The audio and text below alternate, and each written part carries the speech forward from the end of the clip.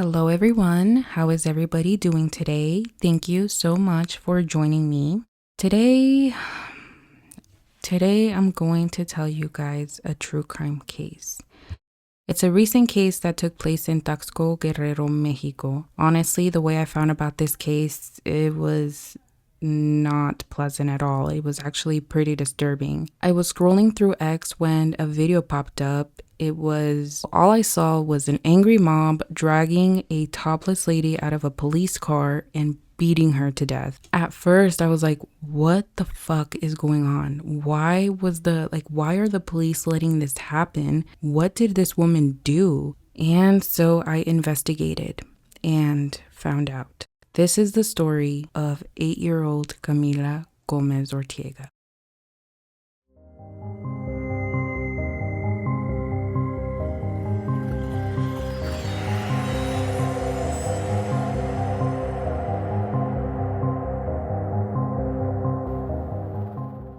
On Wednesday, March 27, 2024, in Taxco, Guerrero, Mexico, Maggie Diaz, the mother of 8-year-old Camila, received a call from her neighbor and friend Ana Rosa Aguilar to invite Camila to their home for a play date with her 10-year-old daughter. Given their long-standing friendship and the proximity of Ana Rosa's residence, located just around the corner at a dead end, Maggie agreed. She saw no danger in allowing Camila to visit.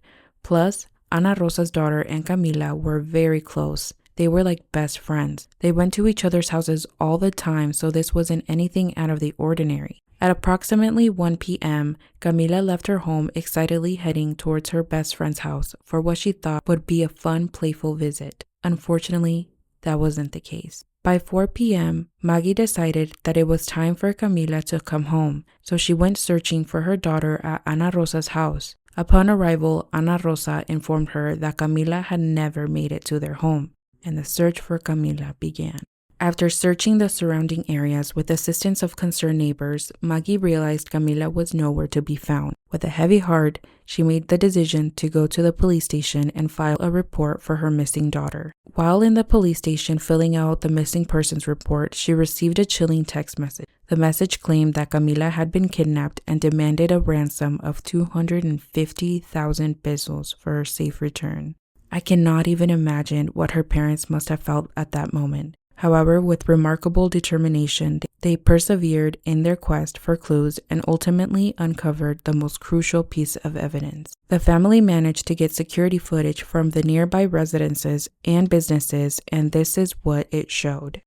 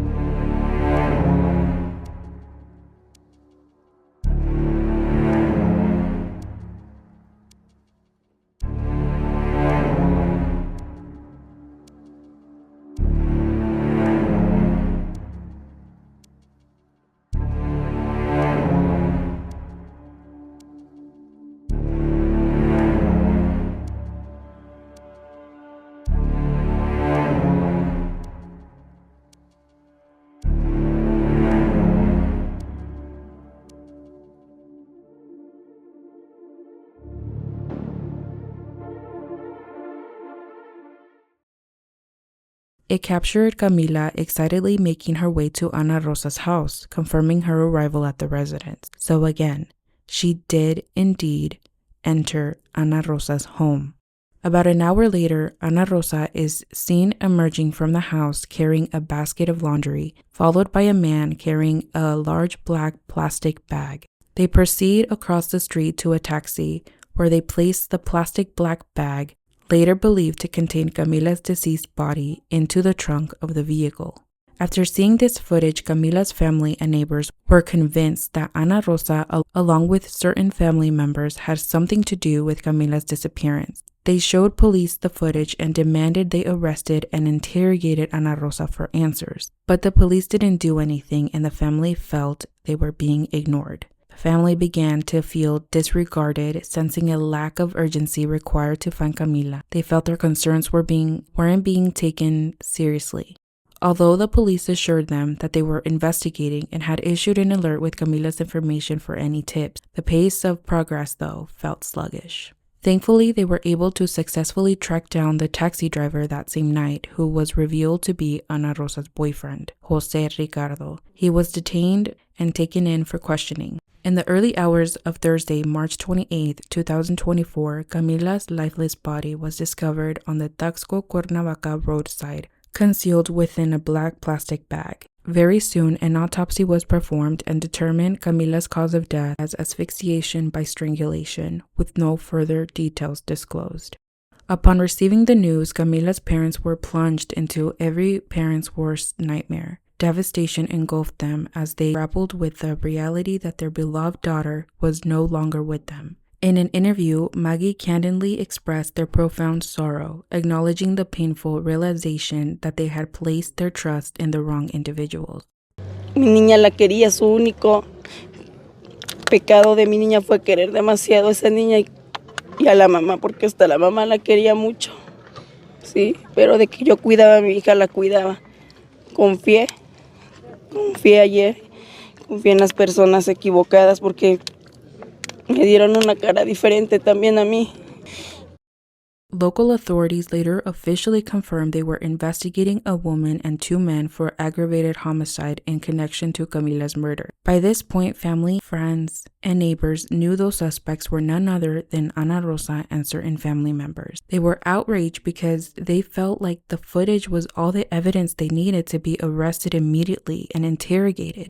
During all this, Ana Rosa and her family were still in their house acting as if nothing happened, without being detained or bothered by any authority. They didn't even try to help with search efforts or give any information to the family. This only fueled the fury of the people of Taxco. They blamed the police for not doing their job properly and saw that they had no urgency to bring justice for Camila, so they took to the streets to be heard and the protest began. Among the actions that were carried out, it was reported that they punctured tires, overturned vehicles, and displayed messages on banners and posters. Their rally cry, Los niños no se tocan. Children are not to be touched. Their voices echoed in the air as they demanded for justice for Camila. After enduring a frustrating 12-hour wait for an arrest order against Ana Rosa and with still no action taken, desperate residents of the area decided to take matters into their own hands. Armed with sticks and pickaxes, they forcefully entered Ana Rosa's residence. In a dramatic scene captured on video, the enraged crowd apprehended Ana Rosa along with her two sons suspected of being connected to the crime. Police officers handcuffed the three suspects and put them in the back of their trucks to remove them from the scene. But the crowd was so enraged they surrounded the truck and began beating the suspects, to the point of dragging them out. Online videos captured the brutal scene as Ana Rosa and her two sons endured beating, spitting, and verbal abuse, while police stood by without intervening. The footage invoked mixed reactions from viewers. Eventually, law enforcement regained control and transported Ana Rosa to the hospital, where she was later pronounced dead due to her injuries. While the other men present were also subjected to physical violence, the crowd exhibited less aggression towards them.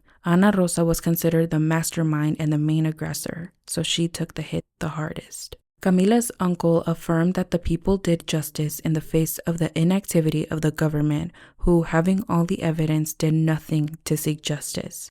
On the contrary, Maggie had this to say regarding the mob killing of Ana Rosa. Y también lo que pasó ayer con la señora Ana no estuvo en mis manos. La gente ya estaba cansada. Tenían una noche ahí sin dormir. parte de la tarde también.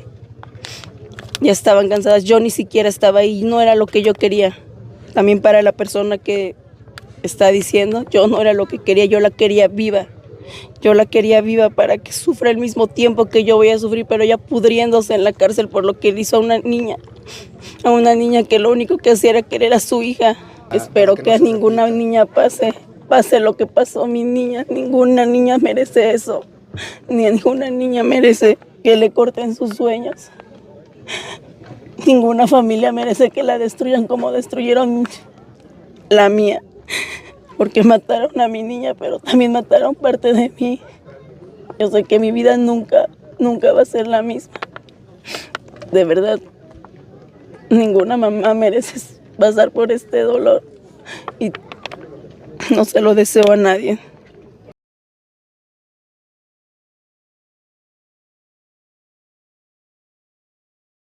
On March 29, 2024, Camila's funeral was held, where she was surrounded by loved ones who cherished her dearly.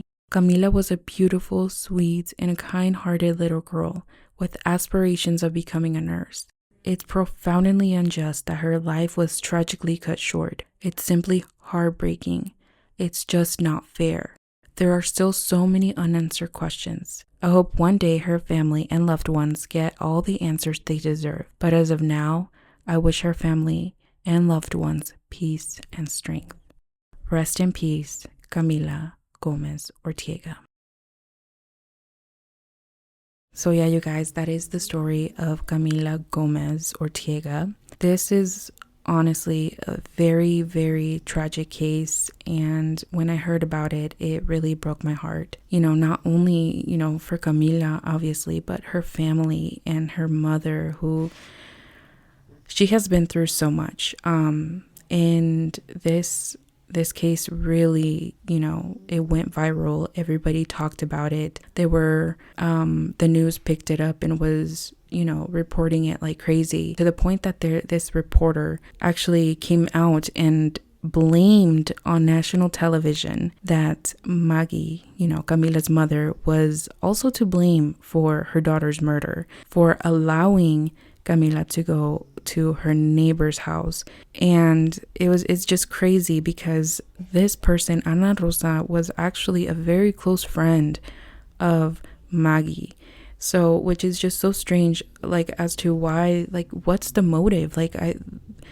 Maggie in a video said that, that they loved each other, that Camila loved Ana Rosa and her daughter, and it seemed like the family was close. So how could they do this to Camila? How could they do it to this family? There are rumors that Ana Rosa is connected to organized crime. Allegedly, her husband was killed actually at a corner where they lived. But it's just insane to me.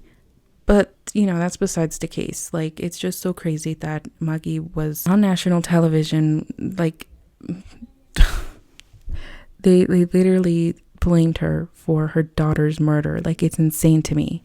Anyways, this reporter, actually, the person, the lunatic, the idiot, he did publicly apologize, as he should, but damaged already fucking done. And Maggie did respond to this, which is, she did take care of her daughter. She was a good mother. And yeah, nothing was out of the ordinary. It's something that Camila would just play with the other 10-year-old girl. And so it's just all bizarre. And obviously there's a lot of questions, but hopefully the police also do their job and actually try to get answers for this family. They definitely deserve. If there are updates, I will definitely update you guys in the comments or do a part 2. Other side notes, in this case, there were videos of a dog, of a pit bull. Apparently it was Ana Rosa's dog, and he actually tried to jump in and defend her owner, and that made me very sad, and he was actually hurt a little bit in the process. But thankfully, somebody from the mob, or from that large crowd, rescued him, and they took him out, and somebody actually adopted him, and he was taken to the vet, taken care of, and his name is now Max. He is now adopted by this family that actually cares about him. Apparently Ana Rosa was not feeding him properly, of course.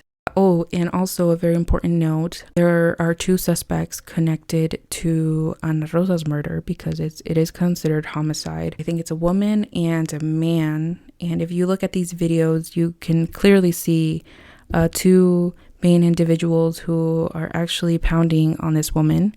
And they will also be held accountable. That's another point, like with the whole crowd literally publicly murder this woman. I don't know, it like a lot of people, like I said, a lot of people agreed with it and said that's how people should be dealt with that hurt children. And of course I understand that, like 100%, but at the same time, I don't know, just you guys, like she did something terrible and she deserves to rot and suffer. But like, I don't know, I guess I just can't see someone get hurt like that. And the way she was hurt, it was just like, it was so bad. I couldn't even look at the video.